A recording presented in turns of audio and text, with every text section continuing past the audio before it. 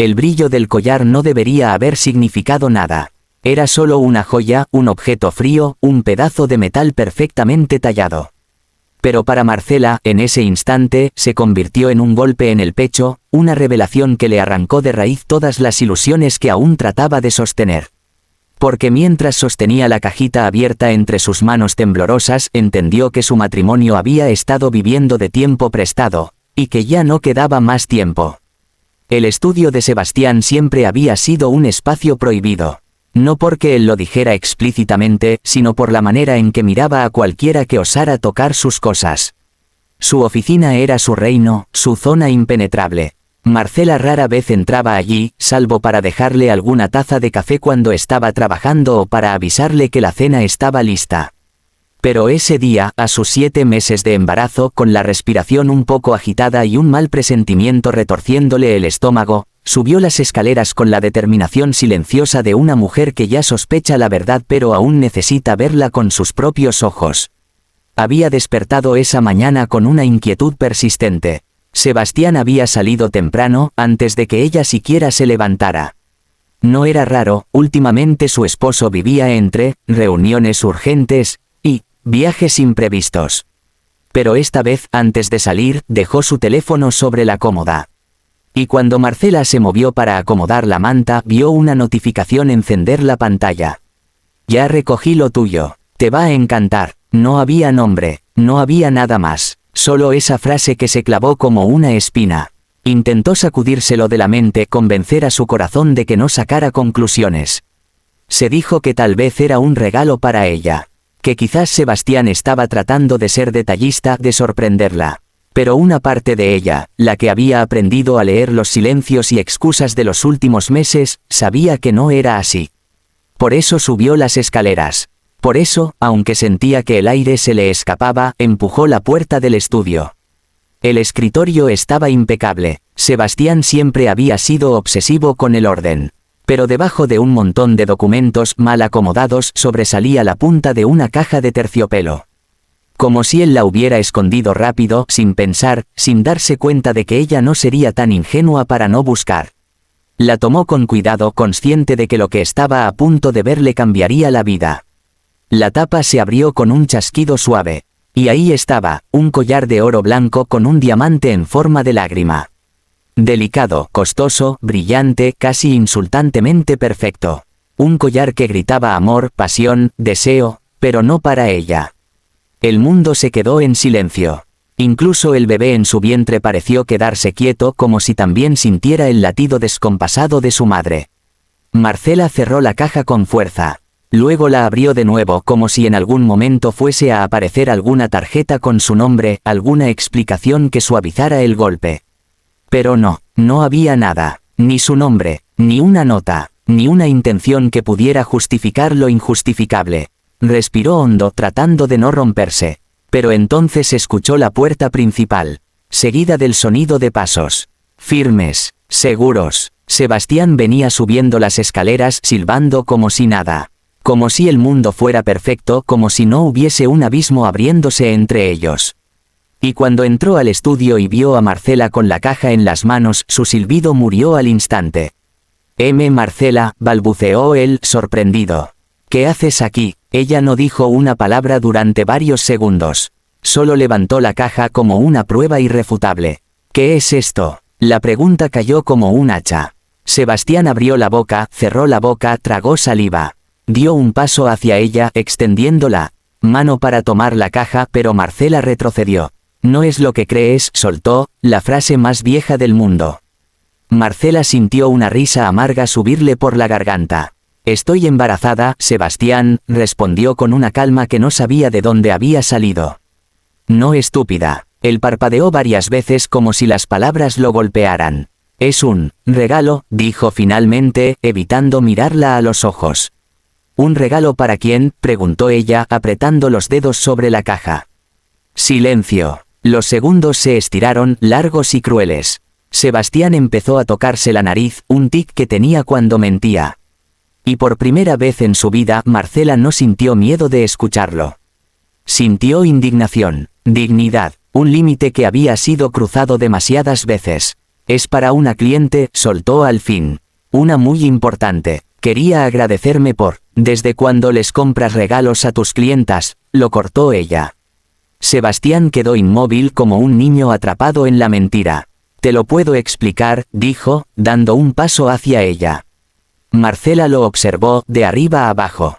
El hombre frente a ella ya no era el que había elegido años atrás. Este era alguien distinto, o quizás era el mismo pero sin máscara. ¿Quién es?, preguntó con voz baja. Sebastián desvió la mirada. Ese simple gesto fue suficiente. Marcela sintió que algo dentro de ella se hacía añicos. No era solo el collar. Era todo, las noches de trabajo falso, las reuniones inventadas, el perfume distinto en su camisa, la distancia cada vez más evidente. Era la confirmación de algo que su corazón ya sabía pero que su mente se había negado a aceptar. Muy bien, dijo ella, respirando profundamente. Entonces dile a tu amante que su collar te va a salir caro. Muy caro. Sebastián frunció el ceño confundido y desesperado. Marcela, por favor, cálmate. Estás sensible por el embarazo, estás interpretando mal. No me hables como si fuera una niña, lo interrumpió ella con una firmeza que lo dejó helado. El bebé dio una patada en ese instante, obligándola a sostener su vientre. La respiración se le agitó, pero no por tristeza, sino por determinación. Sebastián intentó acercarse otra vez. Lo siento, mi amor, yo. No me llames así, disparó ella. Y el silencio que siguió fue más devastador que cualquier grito. Marcela pasó junto a él sin mirarlo. Bajó las escaleras de forma lenta pero segura. Cada paso se sentía como un cierre, una ruptura final. Sebastián la siguió, repitiendo su nombre en voz baja, casi suplicando, pero ella no volteó. En la planta baja tomó su bolso, las llaves, y abrió la puerta. Antes de salir, se volvió hacia él por última vez. Yo podía perdonarlo todo, dijo. Menos que me traiciones cuando llevo en mi cuerpo a nuestro hijo. La voz de Sebastián se quebró. Marcela, yo, no quiero perderte. Ella sostuvo su mirada, y la expresión de él cambió, dejó de verse arrogante, seguro, inalcanzable. Por primera vez en años lo vio pequeño. Asustado, humano. Pero ya era tarde. No me perdiste hoy, Sebastián, dijo, con una tristeza que ya no dolía. Me perdiste mucho antes. Hoy solo lo descubrí. Cerró la puerta detrás de sí sin esperar su respuesta. El aire frío de la calle la golpeó de inmediato, pero también la liberó. Caminó despacio, protegiendo su vientre, mientras el peso de los últimos meses comenzaba a desprenderse de sus hombros. No sabía qué pasaría mañana. No sabía cómo iba a reconstruir su vida. Pero sí sabía algo con absoluta claridad. Ese collar no había destruido su mundo. Solo le había mostrado una verdad que llevaba demasiado tiempo negando. Y Marcela, por primera vez en mucho tiempo, estaba lista para enfrentarla. El problema con las mentiras es que nunca caen solas. Primero se tambalean, luego se agrietan y, finalmente, se desploman arrastrándolo todo a su paso. Sebastián lo descubrió demasiado tarde. Cuando despertó en una casa que ya no olía a café recién hecho, cuando el silencio reemplazó la risa suave de Marcela, cuando su teléfono vibraba sin recibir respuesta, entendió que había cruzado una línea que no tenía retorno. Marcela no volvió a casa esa noche. Sebastián no podía dejar de mirar la cama vacía, las almohadas acomodadas con el mismo orden obsesivo de ella. El hueco donde ella dormía parecía gigantesco, como si su ausencia abriera un espacio imposible de llenar. Caminó por toda la casa llamándola, desde la cocina hasta el patio. Su voz rebotaba en las paredes, desesperada, inútil. Marcela no contestó. Le escribió mensajes largos y cortos. Después, mensajes de voz. Al final, solo enviaba su nombre. Nada. Ella, desde el otro lado de la ciudad, estaba recostada en el sofá de su hermana Sofía, con una manta sobre las piernas y el corazón latiendo demasiado rápido. No había dormido. El bebé tampoco. Cada movimiento de su hijo era un recordatorio punzante de lo que debía proteger. Sofía no la presionó, solo se sentó a su lado, le ofreció té, acarició su cabello y dejó que su hermana se desahogara cuando estuvo lista. Marcela lloró una vez, solo una, en silencio, y después, cuando terminó, una especie de fortaleza desconocida empezó a crecer en ella. A la mañana siguiente tomó su decisión. Mientras tomaba el desayuno con dificultad, marcó un número que no pensó que usaría jamás. Julián Herrera, abogado de familia, recomendado por Sofía. Lo había visto años atrás en un evento social, nada más. Pero ahora su voz calmada al responder fue como un salvavidas. Marcela, primero quiero que respires, dijo él con tono sereno. No estás sola. Vamos a hacer esto paso por paso. Nada apresurado. Lo importante ahora es tu bienestar, y el del bebé. Ella cerró los ojos. Nunca alguien había puesto su bienestar en primer lugar de esa manera tan directa. Quiero terminar todo, Julián, dijo con firmeza. Y quiero hacerlo bien. Al otro lado de la ciudad, Sebastián recibió un mensaje que lo dejó helado. Necesito verte. Hoy, oficina del abogado, 5 de la tarde. El resto del día lo pasó como un fantasma. No trabajó, no comió, solo caminó por la casa como un hombre que había despertado en su peor pesadilla. Tal vez lo era, tal vez solo entonces se dio cuenta del valor de lo que había destruido con sus propias manos. A las 5 en punto, Marcela entró a la oficina. Caminó despacio, una mano en su vientre, la otra sosteniendo su bolso. Julián la acompañaba, discreto, atento. Era alto, de mirada tranquila y voz firme. Nada invasivo, pero imposible de ignorar. Tan diferente a Sebastián. Sebastián estaba sentado frente al escritorio, moviendo los dedos con ansiedad. Cuando vio a Julián, frunció el ceño. ¿Y este quién es? Mi abogado, respondió Marcela sin vacilar. Y será el tuyo si aceptas los términos sin hacer un escándalo. La frialdad de su tono le atravesó el pecho a Sebastián. Nunca había escuchado a su esposa hablar así. Marcela, por favor, intentó acercarse, pero Julián dio un paso adelante, interponiéndose sin agresividad, solo con autoridad. Sebastián levantó las manos como rindiéndose. No tienes que hacer esto, murmuró él. No por un error. Marcela sostuvo su mirada. Dentro de ella había dolor, sí, pero también una determinación nueva, casi luminosa. La infidelidad no fue un error, Sebastián, dijo con voz firme. El error fue seguir contigo cuando ya no quedaba nada.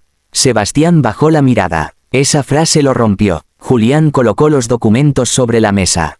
Marcela busca un acuerdo pacífico, explicó.